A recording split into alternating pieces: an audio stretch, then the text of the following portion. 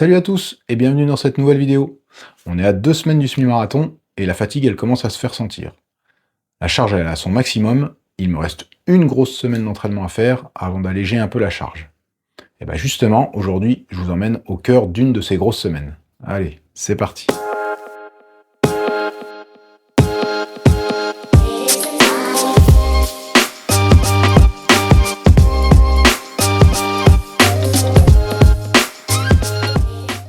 Alors je vous rappelle rapidement les enjeux. Donc le 7 décembre, j'ai une première course qui sera un semi-marathon à Ilkirch, où je vais essayer de battre mon record, et en gros je vais viser un temps entre 1h15 et 1h16 à peu près. Et la semaine suivante, je remets ça, mais cette fois-ci sur un 10 km. Donc pareil, je vais essayer de battre mon record et je vais essayer de m'approcher des 34 minutes. Voilà, donc là, à 2-3 semaines des courses, je suis en pleine période spécifique. Et donc c'est une période où je fais beaucoup d'entraînement, où je cours aux allures de course. Donc soit aux allures semi-marathon, soit aux allures 10 km. Voilà, et ça commence dès le lundi sur la piste. Alors après un échauffement de quelques tours de piste en allure footing, je fais quelques gammes, donc des montées de genoux, des talons-fesses, des choses comme ça, et 2-3 accélérations pour bien préparer le corps aux intensités qui arrivent. Et après ça, on part pour le cœur de la séance. Alors aujourd'hui, retour sur la piste pour une grosse séance. Je vais faire 6 fois 1000 mètres avec 2 minutes de récupération entre chaque. Et en fait, les 1000 mètres, je vais les diviser en deux parties. Je vais faire déjà 800 mètres à allure course 10 km et les 200 derniers mètres à allure course 5 km. Donc ça va me forcer à accélérer sur la fin de chaque intervalle. Ça risque d'être un peu dur, mais voilà, c'est comme ça qu'on progresse. Je viens de faire la première. J'étais un peu trop rapide. Donc il faut vraiment que je réussisse à me calmer parce que sinon je vais jamais tenir les 6 quoi. Allez, je vais retourner. Je viens de finir le troisième. Ça commence à être dur, mais j'ai réussi à régler les allures. Donc ça c'est positif. Et là, comme je suis tout seul sur la piste, je me permets de courir dans l'autre sens. Au moins je suis sûr que mes jambes elles travaillent bien de façon symétrique.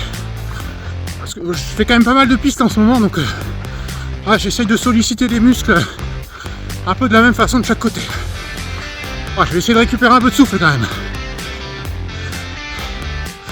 Je viens de faire la cinquième. Il me reste une. Alors je marche un peu, c'est principalement pour éviter de bouger le téléphone dans tous les sens. Ça m'aide un peu plus à récupérer, mais on va essayer de pas trop tricher. Je suis bon sur les allures. Donc on serre les dents pour la dernière et puis ça va être bon. Allez, on va y aller pour la dernière.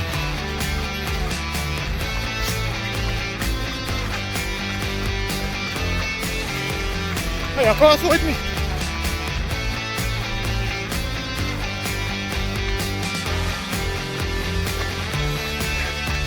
Allez, on accélère 200 mètres. Et c'est fini. Dernière ligne droite.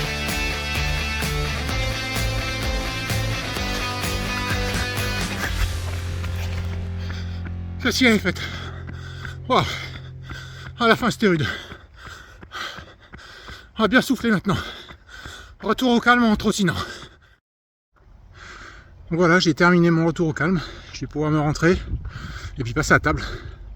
Parce que là j'ai fait un gros entraînement quand même. Il y avait de l'intensité, il y avait quand même pas mal de volume. Donc il faut surtout bien récupérer, c'est ça la priorité. L'entraînement ça nous fait régresser en fait. Et le corps après il doit s'adapter. Et pour pouvoir s'adapter, il faut lui donner le carburant. Donc là je vais rentrer, je vais juste faire chauffer ce que j'ai préparé ce week-end.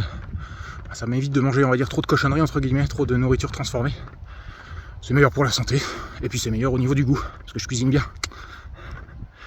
Allez, je vous dis à la prochaine. Et toi revêtement bleu, je te dis à jeudi pour une nouvelle séance. Et le soir, c'est la traditionnelle séance de gainage. Ça me prend un petit quart d'heure, c'est pas grand chose en fait. Je fais ça devant la télé généralement, en regardant une vidéo YouTube, ça passe vite quoi. Et les résultats ils sont là, même si on s'en rend pas forcément compte. Et même en dehors de la course à pied, c'est important. Je sais que ça m'aide dans la vie de tous les jours. J'ai jamais de mal de dos, même quand les filles me sautent dans les bras, que je les porte dans les escaliers dès le matin. Donc c'est vraiment intéressant. Rien que pour ça, ça vaut le coup un peu de se forcer la main et de faire ce gainage quoi. Ensuite, le mardi, je fais deux choses. Premièrement, je me lève tôt et je fais une bonne séance de renforcement musculaire.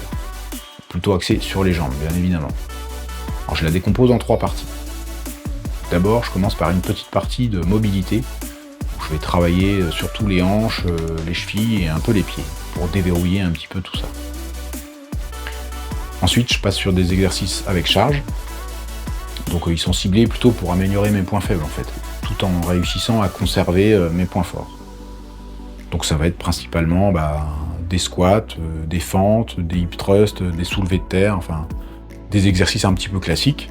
Mais par contre, de temps en temps, je peux faire des variantes. Et puis, je fais varier aussi le nombre de répétitions, la charge que je mets, et le temps de récupération entre les séries et le nombre de séries. Et enfin, je termine par une petite séance de massage avec le rouleau, pour détendre un petit peu les muscles. Et puis, j'ai toujours l'impression que ça m'aide un petit peu à mieux récupérer, à moins avoir mal ensuite. Et la deuxième activité de la journée, ça va être une séance de natation. Donc là, le but, c'est pas de devenir un nageur professionnel. C'est vraiment juste de faire travailler le haut du corps, et en même temps de continuer à faire un petit peu travailler le cardio et aussi à oxygéner les jambes finalement, puisqu'on va faire un effort qui est relativement faible au niveau des jambes. Et du coup, ça permet quand même de faire circuler le sang et de récupérer un petit peu plus vite sans forcément ajouter de la charge. Ensuite, le mercredi, je me lève tôt et je vais faire mon footing tranquille avant que la maison ne se réveille. Comme ça, quand je rentre, je commence la journée normalement, on lève les filles, je prends le petit déj avec et voilà. Allez, c'est parti pour un footing matinal. J'ai sorti les gants parce que il commence à faire froid. Ensuite, le jeudi, c'est la deuxième grosse séance de la semaine. Donc en ce moment, c'était aussi sur piste pour travailler mes allures spécifiques. Mais je fais pas ça systématiquement. Bien souvent, je cours plutôt le long de la Moder, sur une piste cyclable. Bon, retour sur la piste aujourd'hui. C'est pas aussi beau que lundi, mais bon. Il commence à faire froid en plus, je vais devoir me résoudre à mettre des manches longues je crois. Bon, j'ai mis les gants déjà, c'est la première étape. Aujourd'hui je vais faire une séance qui est un peu similaire à ce que j'ai fait lundi. Sauf qu'au lieu d'alterner de l'allure 10 km et de l'allure 5 km, je vais alterner de l'allure semi-marathon et de l'allure 5 km. Sur des distances un petit peu plus longues. Je vais faire à chaque fois les 400 derniers mètres, je les ferai à allure 5 km. Allez, je m'y colle. Allez, je vous emmène pour la dernière répétition. Ça va être 2 tours allure semi et seulement 200 mètres allure 5 km. Donc ça fait 1 km pour terminer quoi. Allez, c'est parti.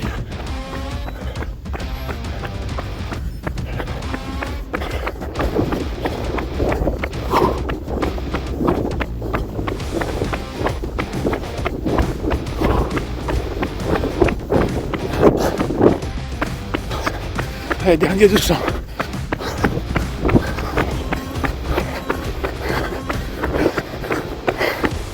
Oh, elle vient de me tuer celle-ci. Allez, maintenant on récupère. Voilà, la séance est terminée. Retour à la maison. J'ai mis ma petite laine pour pas prendre froid. Donc là, je vais bien manger. Et puis je m'hydrate aussi en cours de route, très important, même s'il fait froid. On se rend pas compte, mais on transpire quand même, donc il faut toujours bien s'hydrater, surtout sur des grosses séances quoi. Allez, retour à la maison. Et le soir, nouvelle séance de gainage. Ça m'en fait 2 dans la semaine, je trouve que c'est déjà pas mal. Si j'avais plus de temps et plus de motivation, je passerais peut-être à 3, mais 2 c'est déjà bien. Ensuite, vendredi, ça va être un petit peu un copier-coller de la journée du mardi. C'est-à-dire que le matin, je vais me lever tôt, je vais faire ma séance de renfo. Mais là, je vais axer un petit peu plus sur tout ce qui va être proprioception et un petit peu de pliométrie, mais assez légère. Et ensuite, le midi, nouvelle séance de natation. Bon, après la séance de renfo de ce matin, direction la piscine, sous ce beau soleil alsacien, façon de parler. Allez, c'est parti pour 1,5 km de natation. Voilà, la différence, c'est que le soir, après l'apéro, je vais faire une séance d'étirement. Donc pareil, généralement, je me mets devant la télé ou devant une vidéo, et puis ça me prend une vingtaine de minutes, et donc j'étire tout le corps, vraiment, depuis la plante des pieds jusqu'au bras, en passant par le dos. Voilà, donc je trouve que c'est intéressant de faire ça 1 ou 2 fois par semaine.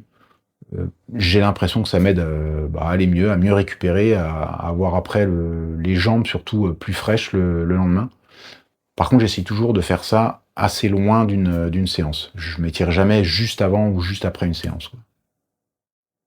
Et on arrive au samedi, et donc le samedi matin, pour moi, c'est la sortie longue. Alors sortie longue, c'est pas forcément une sortie qui fait 4 heures, hein. Globalement, c'est une sortie qui est sensiblement plus longue que les autres sorties habituelles. Donc moi, en ce moment, sur une prépa semi-marathon, ça peut monter quasiment jusqu'à 2 heures. Je vais pas jusqu'à 2 heures, mais on va dire, je vais jusqu'à 1h50 à peu près. Par contre, sur une prépa marathon ou sur une prépa pour un ultra, ça peut monter à 3 à 4 heures, voire plus, hein. Mais là, c'est pas le but en ce moment. Allez, aujourd'hui c'est sortie longue. Il est 6h30, c'est samedi. Moi je me suis réveillé tôt comme d'habitude, donc j'en profite, hein. Comme ça quand je rentrerai, les filles seront pas encore levées. Je pars à la frontale du coup parce qu'il fait encore nuit. Voilà, allez c'est parti. On voit rien mais c'est un petit chevreuil.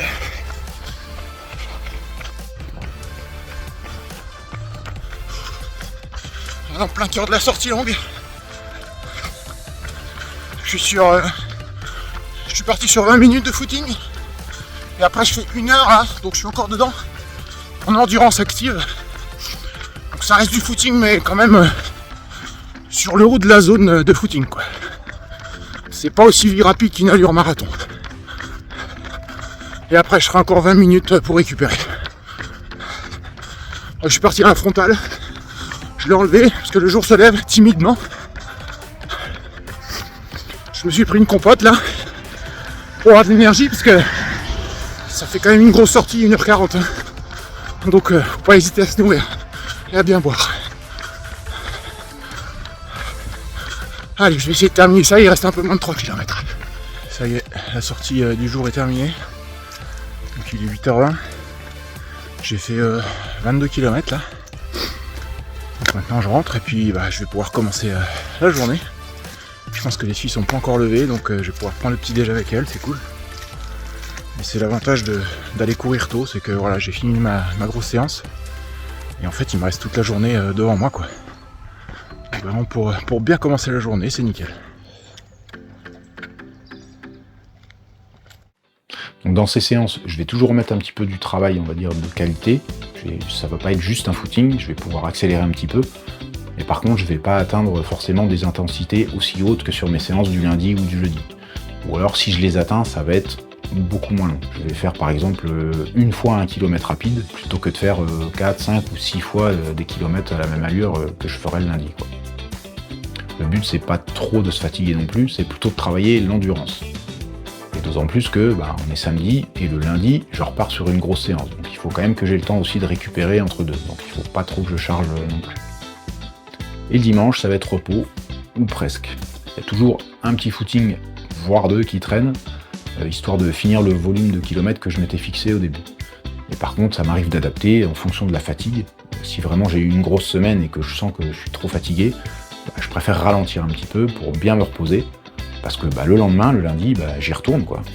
Donc voilà, j'essaye quand même de surveiller ça. Et puis je termine par une nouvelle séance d'étirement. Donc voilà, ça me fait ma deuxième, hein. Généralement j'en fais une le vendredi et une le dimanche. Et voilà, ça me permet de repartir vraiment sur des bonnes bases pour le lendemain, quoi. Pour la nouvelle semaine qui démarre. Voilà ce que ça donne, une semaine vue de l'intérieur. Donc j'espère que ça vous donne une meilleure vision de ce que je fais un petit peu au quotidien. Et la prochaine vidéo, ça sera le débrief des courses. J'essaierai de prendre quelques images des événements des 2 courses. Je vous raconterai un petit peu comment je gère la semaine entre les 2 courses. Et bien sûr, vous aurez un récit complet des 2 courses, du semi et du 10 km. En espérant que la prépa est payée. Donc ça sera le chrono qui parlera. Voilà, merci d'avoir suivi la semaine. Et pensez à vous abonner pour ne pas rater les futures vidéos. Et je vous dis à très vite.